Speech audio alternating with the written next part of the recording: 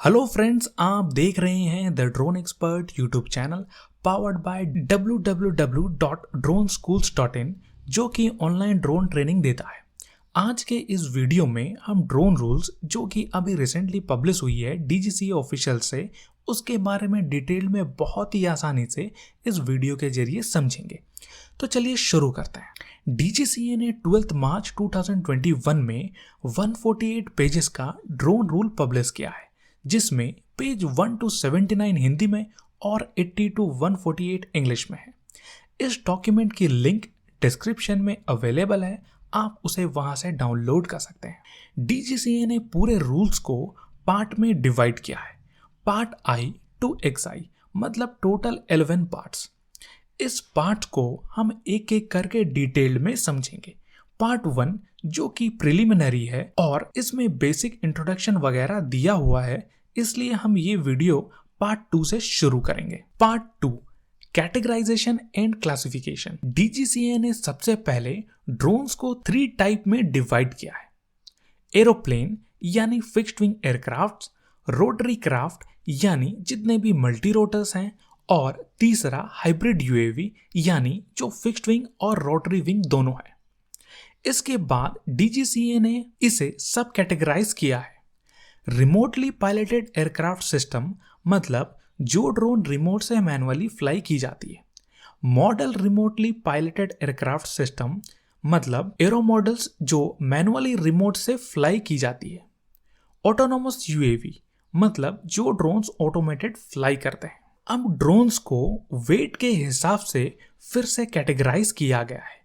Nano, micro, small, medium and large. Nano में वो drones आएंगे जिनका वेट 250 ग्राम या फिर इससे कम है। माइक्रो में वो ड्रोन्स आएंगे जिनका वेट 250 ग्राम से ज्यादा और 2 kg या इससे कम है। स्मॉल में वो ड्रोन्स आएंगे जिनका वेट 2 kg से ज्यादा और 25 kg या इससे कम हो। मीडियम में वो ड्रोन्स आएंगे जिनका वेट 25 kg से ज्यादा और 150 kg या इससे कम हो। लार्ज में वो ड्रोन आएंगे जिनका वेट 150 kg से ज्यादा होगा। अब यहाँ पे एक कंडीशन भी आती है जो नैनो ड्रोन्स को माइक्रो ड्रोन कैटेगरी में डाल देगा। अगर मैक्सिमम स्पीड 15 मीटर पर सेकेंड से ज्यादा होगा, या फिर फ्लाइंग हाइट 15 मीटर से ज्यादा होगा, या फिर आपकी जो ड्रोन और रिमोट पायलट के बीच में जो डिस्टेंस है वो 100 मीटर से ज्यादा हो। तो आपको इन चीजों का ख्याल रखना है अगर आप नैनो ड्रोन फ्लाई कर रहे हैं। तो आपको क्या लगता है इस कंडीशन के बारे में नीचे कमेंट बॉक्स में कमेंट करें। पार्ट 3, अगर आपको ऑथराइजेशन चाहिए ड्रोन इंपोर्ट कराने के लिए या फिर मैन्युफैक्चर करने के लिए, ट्रेडर यानी ड्रोन खरीद बेच करने के लिए, या फिर ड्रोन ऑनर बनने के लिए, या फिर ड्रोन ऑपरेटर बनने के लिए, तो आपको ये सारी चीजें करनी पड़ेगी। तो सबसे पहले हम ये जानेंगे कि कौन एलिजिबल है इसको अप्लाई करने के लिए। पहला, अगर आप इंडिविजुअल हैं तो आपको इंडियन सिटीजन होना और आपकी उम्र 18 या फिर इससे ज्यादा होगा तो आप एलिजिबल हैं ऑथराइजेशन के लिए। अगर आपकी कंपनी के तरफ से ये अप्लाई करना चाहते हैं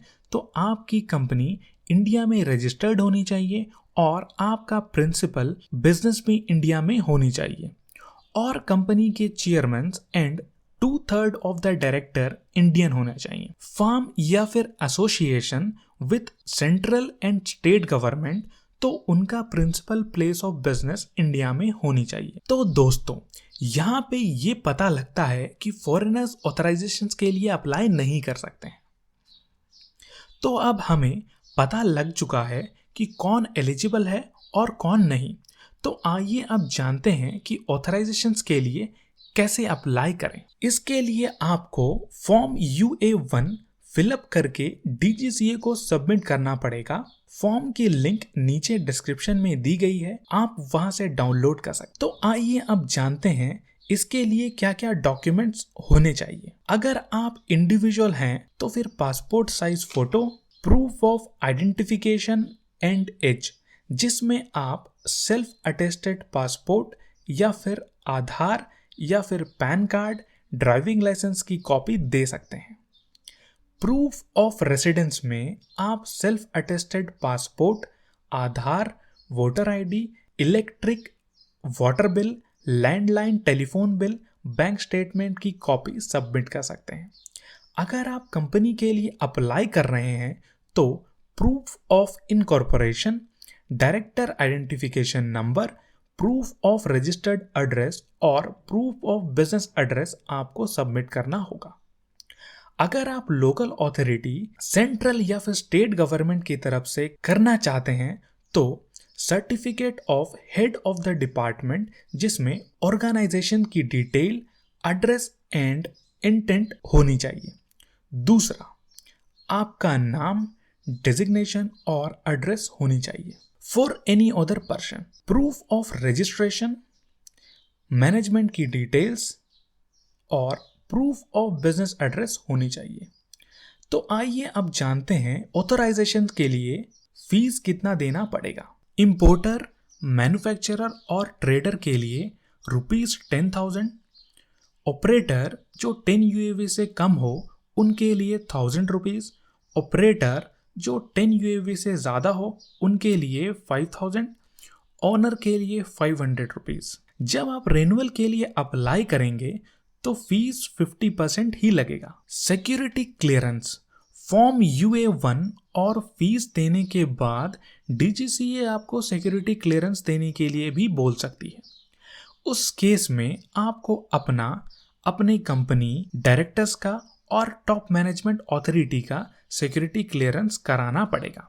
DGCA ने यहाँ पे सेंट्रल और स्टेट गवर्नमेंट ऑर्गेनाइजेशंस के लिए कोई भी सिक्योरिटी क्लियरेंस नहीं रखा है, ये पहले से ही अप्रूव्ड है। सिक्योरिटी क्लियरेंस सबमिट करने के बाद DGCA आपके एप्लीकेशंस को अप्रूव कर देगा अगर सारे डॉक्यूमेंट सही हैं तो, और आपको यूनिक ऑथराइजेशन नंबर प्रोवाइड करेगा। ये ऑथराइजेशंस की वैलिडिटी मैक्सिमम 10 ईयर्स की है, लेकिन DGCA यूनिक ऑथराइजेशन नंबर के साथ वैलिडिटी भी बताया होगा, यानी ये ज़रूरी नहीं कि आपको 10 ईयर्स का ही वैलिडिटी मिले। ये हो सकता है 5 ईयर्स का हो या फिर 7 ईयर्स का, ये कंप्लीटली DGCA पे डिपेंड करेगा। तो दोस्तों, ये था वीडियो 1। अगर आपकी कोई डाउट्स हैं तो आप कमेंट बॉक्स में कमेंट करें। आने वाले वीडियोस में हम पार्ट 4 से शुरू करेंगे। अगर आपको ये वीडियो अच्छी लगी तो इसे लाइक करें, अपने फ्रेंड और फैमिली के साथ शेयर करें और हमारे इस चैनल को सब्सक्राइब करें। तो मिलते हैं अगले वीडियो में। Thanks for watching. Detailed video drone helpline YouTube channel पे बहुत जल्द अपलोड होने वाली है, तो अभी जाके सब्सक्राइब करें।